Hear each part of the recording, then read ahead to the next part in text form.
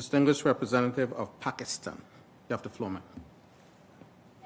Chair, my delegation is exercising its right of reply in response to the statement of the Indian delegation. Propaganda cannot whitewash persecution, and denial cannot disguise disinformation. Let me state the irrefutable facts. Jammu and Kashmir is not and has never been so-called integral part of India. Numerous resolutions of the Security Council attest to this reality. In our statement today, Pakistan reaffirmed its unwavering support for the inalienable right to self-determination of the Kashmiri people, a people enduring state-sponsored terrorism and egregious human rights violation under Indian occupation. If India has nothing to hide, it should allow UN human rights mechanisms, International Human Rights Organization, and the international media access to the occupied territory. The demand of the Kashmiri people is freedom from Indian occupation through the exercise of right to self-determination, the fulfillment of a solemn promise made by the United Nations under its own Security Council resolutions.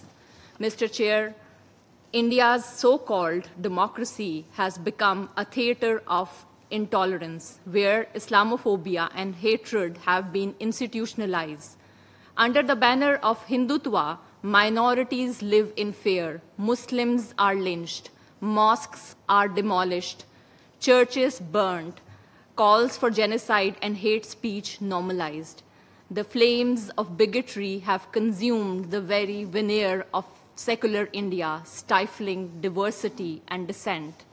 India's record of aggression, its repeated violations of Pakistan's territorial integrity and sovereignty, its unprovoked attacks, including the defeat of May 10th, when its aggressive designs were foiled and exposed before the entire world, and its coercive posturing against smaller neighbors reveal a pattern of belligerence and irresponsible behavior. From destabilizing the region through disinformation to sponsoring state terrorism, India threatens the peace and stability of South Asia. In times of climate-induced floods and droughts, weaponizing water by holding in abeyance of the Indus Waters Treaty by India is not just a violation of international obligations.